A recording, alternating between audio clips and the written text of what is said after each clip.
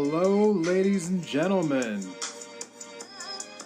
I am the host of Independent Thought. My name is Desmond Price. No matter where you are in the world, I want to thank you for giving me a few minutes of your day to hear my thoughts. As always, we have a great show for you today. Now, here are our topics. Hello, everyone. Welcome back to Independent Thought. We have taken a slightly longer break than I usually do. I've been getting these episodes out to you about once a week, so I do apologize that this episode's coming a little bit later than I originally thought it was. But I do admit that there is a semi-decent reason for that.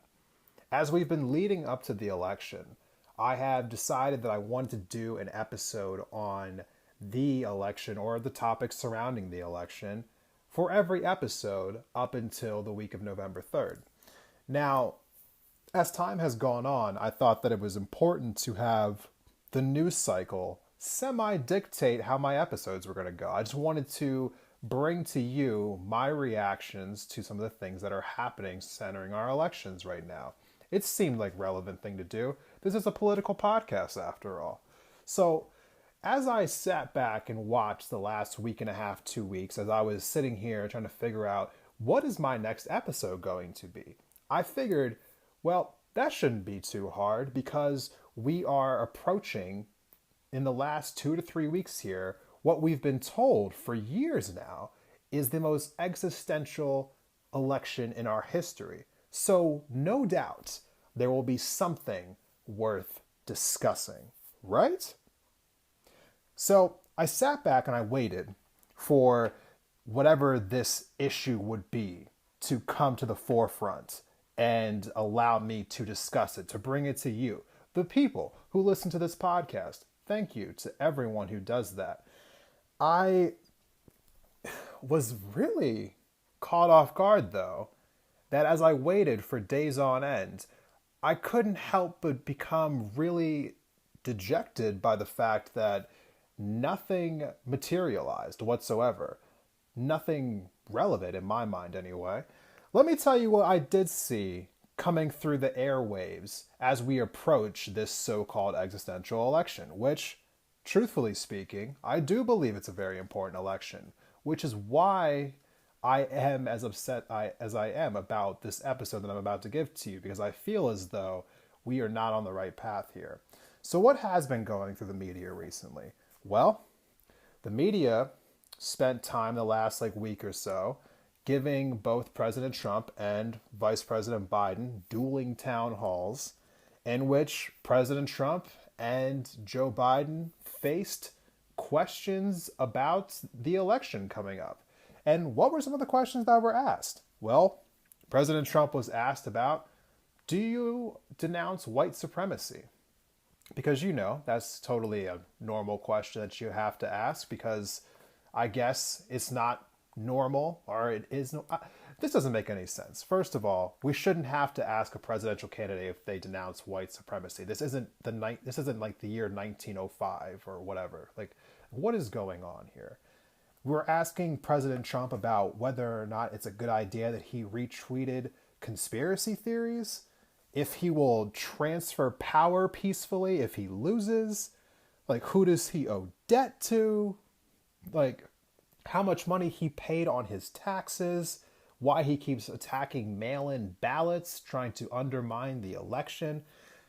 I know that we've spent 4 years now with President Trump, and that some of this just might seem normal, because now it's just this is just who he is.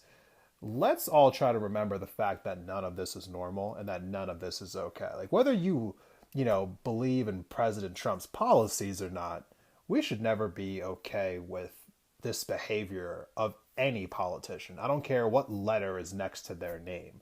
No Democrat or Republican should ever, be okay to just act the way that President Trump acts, going through the future. But moving on from that side note really quickly here, the media also took time to ask him how he feels about masks, because, he, for whatever reason, has been making fun of Joe Biden over the last few months for wearing a mask, even though when he's asked directly about it, he'll say, oh, well, I have no problems with masks. Well, if you don't have a problem with masks, why are you constantly making fun of people for wearing them? That's a different subject. Here's my point. The media isn't asking him anything about policy, honestly. They're so caught up asking him about clickbaity type questions like, will you transfer power, or why are you retweeting conspiracy theories about Navy SEALs, that we're not getting the questions that we deserve. And are those questions coming up elsewhere? Let's find out. At a recent Trump rally held over this weekend in Nevada, was Trump talking about the things that we need to hear at his rallies?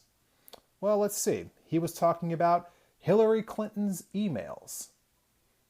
Still, 4 years later, talking about Hillary Clinton's emails, a person he defeated 4 years ago, and after several rallies of the lock her up chants, has never once tried to pursue any kind of charges against her, but he still feels the need to talk about Hillary Clinton's emails at a rally in Nevada in 2020, 4 years after he defeated her. So no. What else is he talking about? Hunter Biden's emails. I'm seeing a trend here. Okay, so he's talking about Hunter Biden's emails, which this story, to be completely fair, does smell a little fishy. Hunter Biden apparently used his father's name to garner influence within other countries and to just, I guess, get paid with just like claiming that he would introduce people to his father. Sounds pretty corrupt to me. But in the age of Trump, where Trump makes a bunch of money through his companies by having foreign diplomats stay at his hotels and having taxpayer money going to those places, or just openly having, like his son-in-law being the person who brokers peace deals between Israel and Palestine because he has no qualifications whatsoever to do so. It kind of rings hollow when you call somebody else corrupt for their family making money off of their political access. But I'll just keep that one to the side a little bit. I'll just, if this was a football game, they would call that offsetting penalties because both teams committed a foul there. But let's just move on from that. What else does Trump talk about in his rallies? Is he talking about the issues? He said that if I had listened to the scientists, we would all be in a depression right now. Democrat states are staying closed just to make me look bad. They're hurting our economy. I'm not going to go into why it's disgusting that President Trump said that, but I'm just going to point out just really quickly, besides the fact that that's just a terribly terrible thing to say, that as I listened to another Trump rally, yes, that makes 7 now, I did not hear any answers to the issues that we're facing. And what are those questions? What are those issues? Don't worry, I'm going to get to that. But let's see. Is Joe Biden talking about the issues that we need to hear about? Let's see. What does Joe Biden talk about on Twitter mostly? Or what does he talk about when he's being interviewed? Well, Joe Biden doesn't really say anything. Joe Biden's running the easiest campaign in human history. I mean, he's basically cruising to what seems like a natural win, basically by saying, wear a mask, listen to scientists, and Trump is a bad guy. No talk about the future. No talk about how he's going to fix things. No talk about how we're going to move our country forward. He says the same basic things over and over again. Trump does this. That's wrong. Listen to scientists. Wear a mask. We need to restore the soul of America. What does that mean? What does that mean? I'll say with full disclosure, I've already turned in my vote. I voted for Joe Biden. I have no idea what he plans to do. He's not talking about the issues that we're facing. He's not bringing up the questions that need to be answered. And when I come back from this very short break, I'm going to tell you what exactly I'm talking about.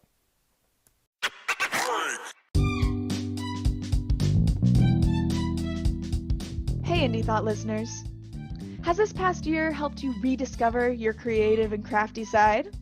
Well, then you're going to love our sponsor for today's episode. Bathing Beauties Beads is a full-service bead shop in the heart of downtown Missoula. Whether it's seed beads, semi-precious stones, vintage beads, or just materials to make a project, they have something for every person and every price range. Not from Missoula? Don't worry. They have an extensive online store and they will ship directly to you. Whether you're a beginner or a pro, they'll welcome you and help you make your next project a reality. You can find them online at Bathing Beauties Beads on Instagram and Facebook or at bathingbeautiesbeads.com. And don't forget to use offer code INDEPENDENTTHOUGHT at checkout to save 15% on your order.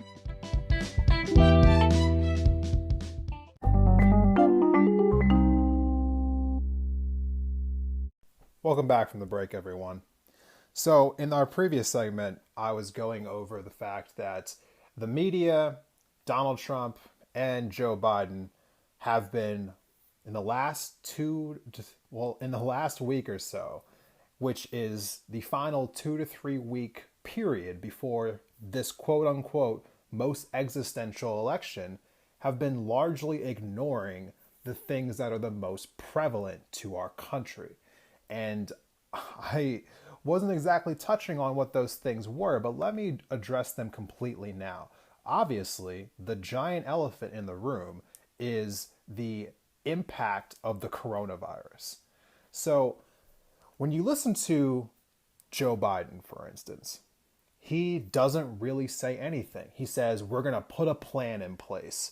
We're going to make sure that the people get help. What does that mean? What does that mean? Like, there is no concrete plan coming out of Joe Biden right now about what exactly he's going to do. He just says we're going to listen to the scientists, which is nice. I guess Donald Trump has put the bar so low that even hearing someone say that makes us feel a little bit better. But I can't get over the fact that there's nothing substantive coming out of Joe Biden. In fact, nothing substantive has really come out of him this entire run, presidential or primary wise.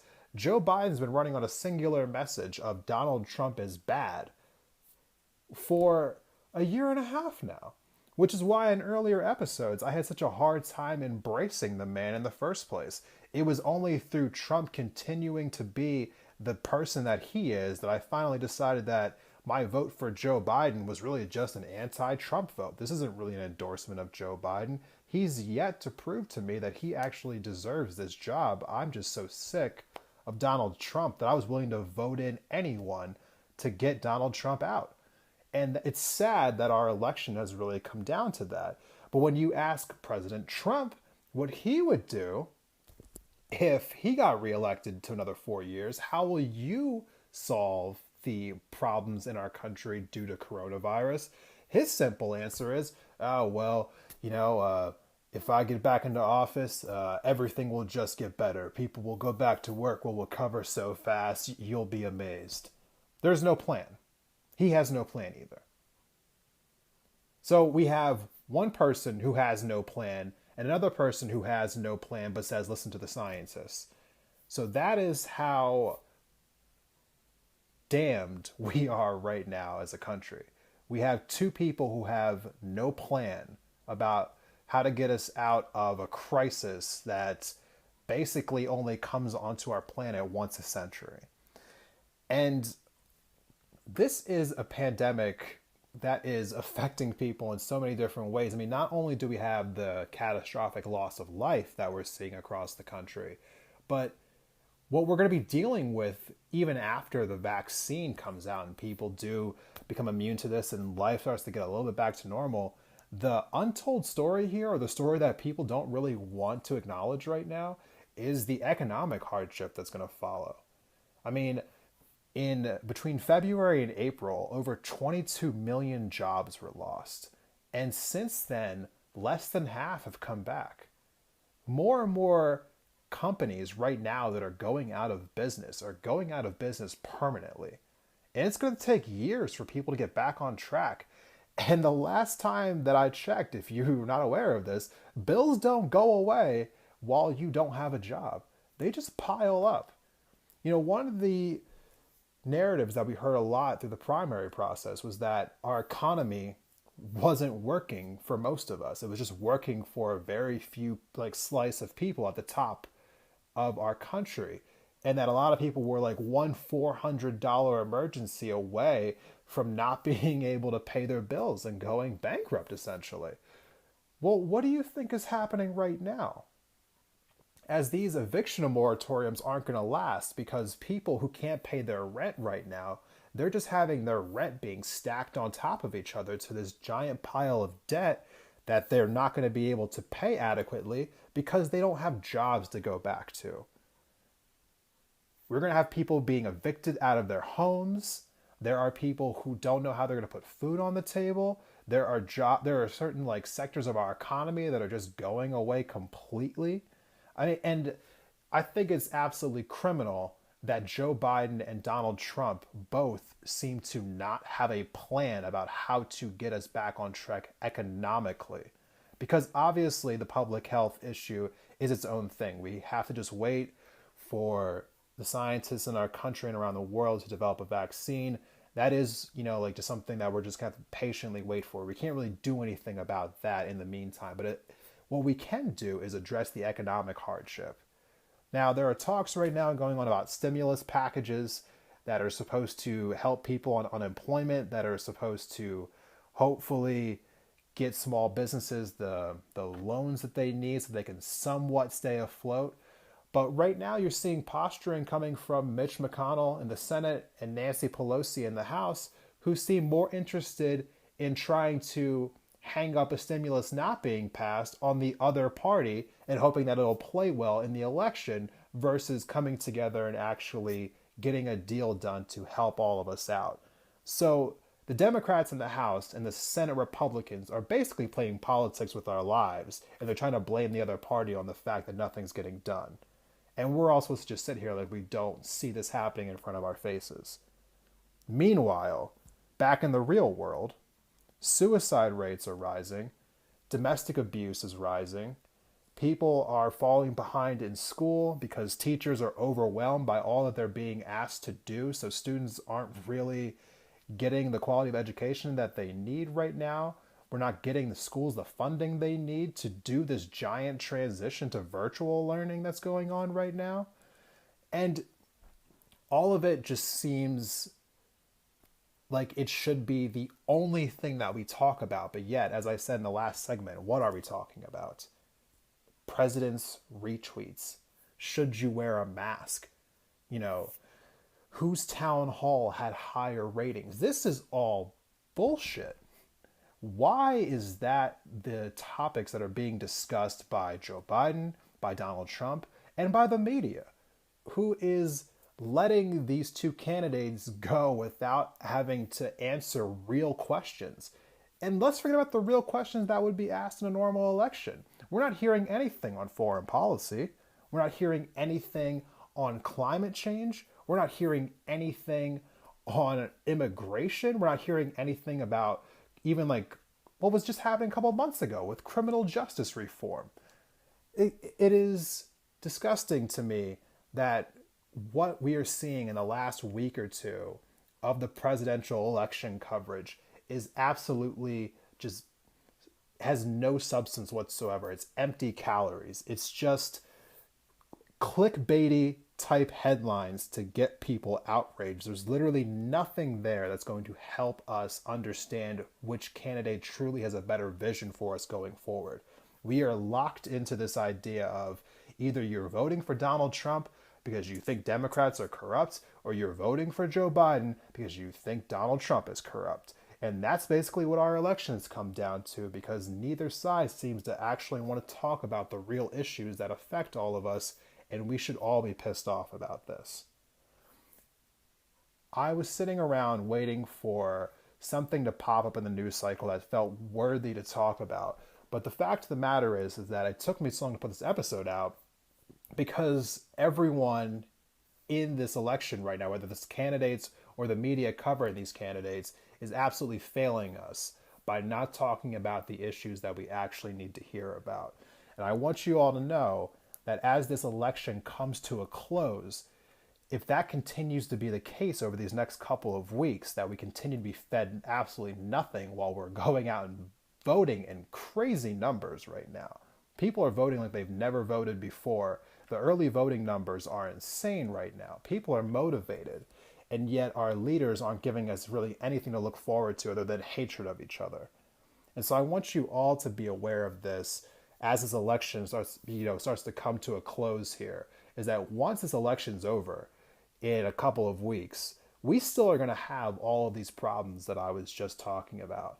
And we're going to have to transition from hating the other half of the electorate to how do we work together to fix these giant problems. And I can only hope that one of these people finally figures out that we need to stop talking about absolute nonsense and actually get back to focusing on the issues that are harming this country.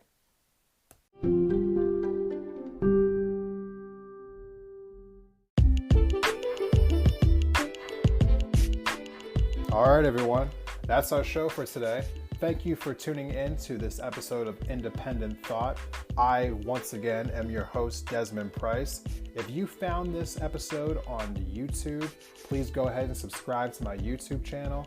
If you are listening to this on Apple Podcasts or Spotify or somewhere else, please go ahead and subscribe.